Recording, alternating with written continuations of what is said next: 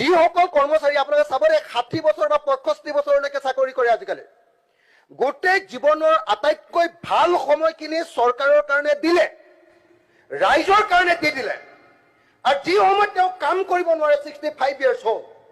তেওঁ যি সময়ত একদম মানে তেওঁ জীৱনটোৱে তেতিয়া অলস হৈ গ'ল আৰু তেওঁ ক্ৰিয়েটিভিটি নাইকিয়া হৈ গ'ল তেওঁ কষ্ট কৰিব নোৱাৰা হৈ গ'ল গোটেই জীৱনৰ ভাল ক্ৰিয়েটিভ সময়খিনি সমাজৰ কাৰণে দি দিলে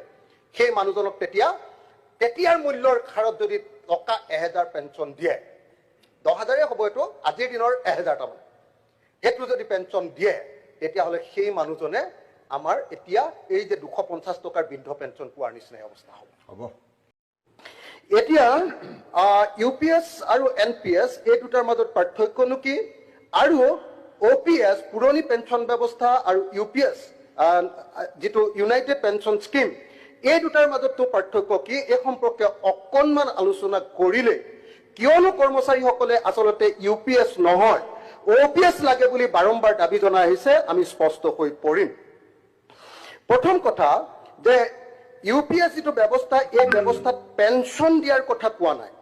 এখন গেজেট নটিফিকেশন ইয়াত এই গোটেই পেঞ্চন ব্যৱস্থাটোৰ কথা উল্লেখ কৰা হৈছে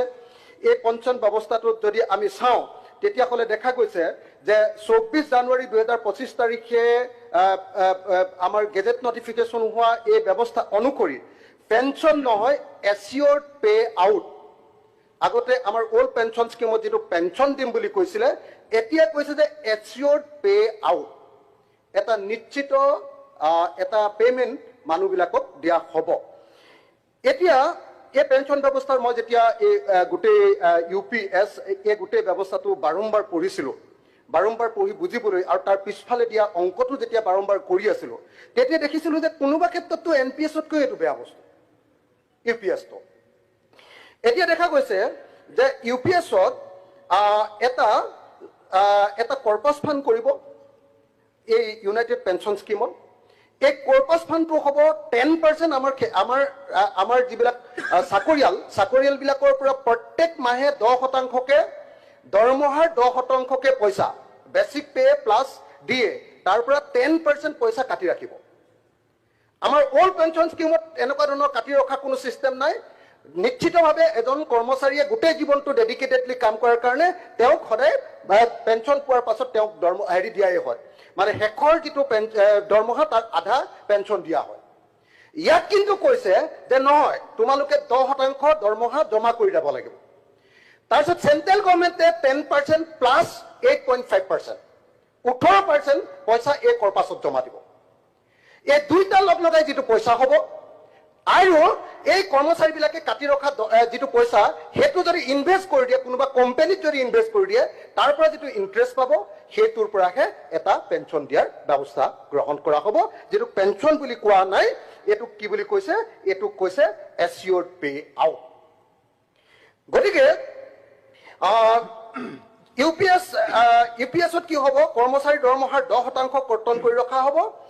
এই কথাটো মই ইতিমধ্যে ক'লো গতিকে দৰমহা প্ৰত্যেকজন কৰ্মচাৰীয়ে 10% কে প্ৰত্যেক মাহতে কমকে পাব এক নম্বৰ এনপিএছত নিৰ্দিষ্ট পৰিমাণৰ পেঞ্চন নাছিলে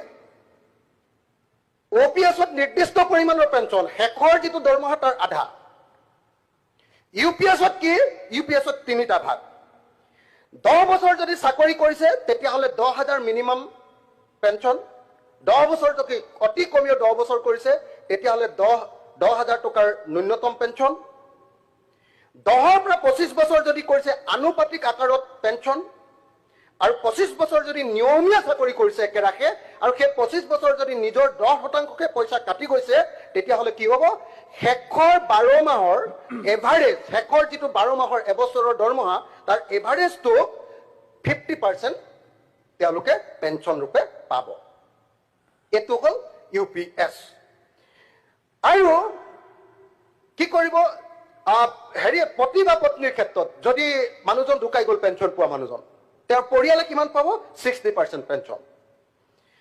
তাৰ পাছত মৰকীয়া সাহায্য যেটো ডিয়াৰনেন্স যেটো ডিআৰ যেটো হেতু পেঞ্চনৰ লগত যোগ হ'ব আৰু কৰ্মচাৰী ডিএ বা মৰকীয়া বানুচৰ সমানে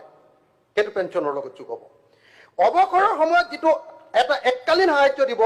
এইটো অল্ড পেঞ্চনত যদি 35 লাখ টকা কোনোবাই এককালীন সাহায্য পাইছে ইয়াত 3,50,000 মান টকা এককালীন সাহায্য এটা পাব ইয়াৰ অংকটো আছে দেই এইটো মানে একেবাৰে কম এটা পাব সেইটো মই মানে ইয়াত অংক কৰি দেখুৱাব লাগিব সেইটো অংক কৰি দেখুৱাবলৈ কোনেও এইটো সময় মোক নিদিব ইয়াত পিছফালে অংক এটা দেখুৱাই দিছে গতিকে কিন্তু মই এমাউণ্টটো কৈছো যিটো 35 লাখ টকা এজন মানুহে ওলাই গ'লে আজিৰ দিনটোত ওলাই গ'লে এককালীন সাহায্য এটা পায় তো সেইটো ইয়াত 35 লাখ টকা যিজন মানুহে আজিৰ দিনটোত পাব পেঞ্চন পালে সেইটো ইয়াত গৈ আকৌ 3,50,000 মান টকাহে পাব তো যদি অৱসৰ সময়ত এককালীন সাহায্য কিমান পাব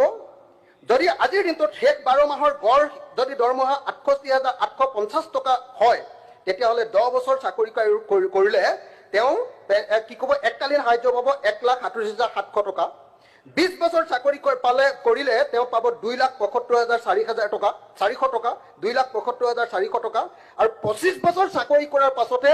25 বছৰ চাকৰি কৰি ওলাই গ'লে মানুহজনে পাব 3,44,250 টকা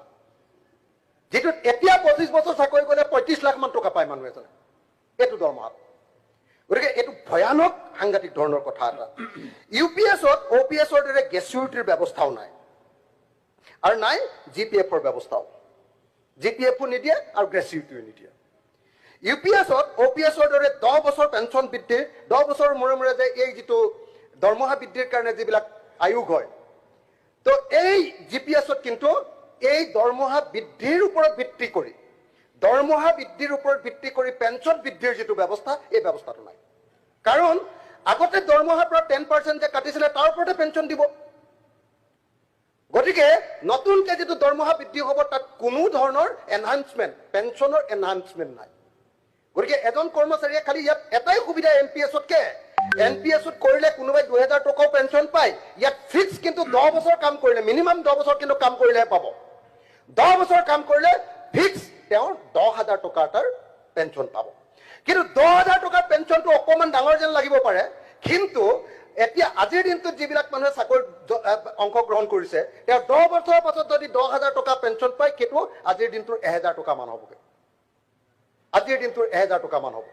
এই যে দৰমহা বৃদ্ধিৰ লগত এই যে ডিয়াৰলেন্স এলাউন্স থাকে দৰমহা বৃদ্ধিৰ লগত মূল্য বৃদ্ধিৰ যিটো সম্পৰ্ক এই সম্পৰ্কটোৰ ভিত্তিত যে প্ৰত্যেক 10 বছৰৰ মূৰে দৰমহা বৃদ্ধিৰ যিটো সিদ্ধান্ত সেই সিদ্ধান্ত অনুসৰি পেঞ্চন বৃদ্ধিৰ কোনো ব্যৱস্থা নাই কাৰণে টকা 10,000 পালেও সেইটো গৈ আল্টিমেটলি 1,000 টকাৰ নিচিনা হ'ব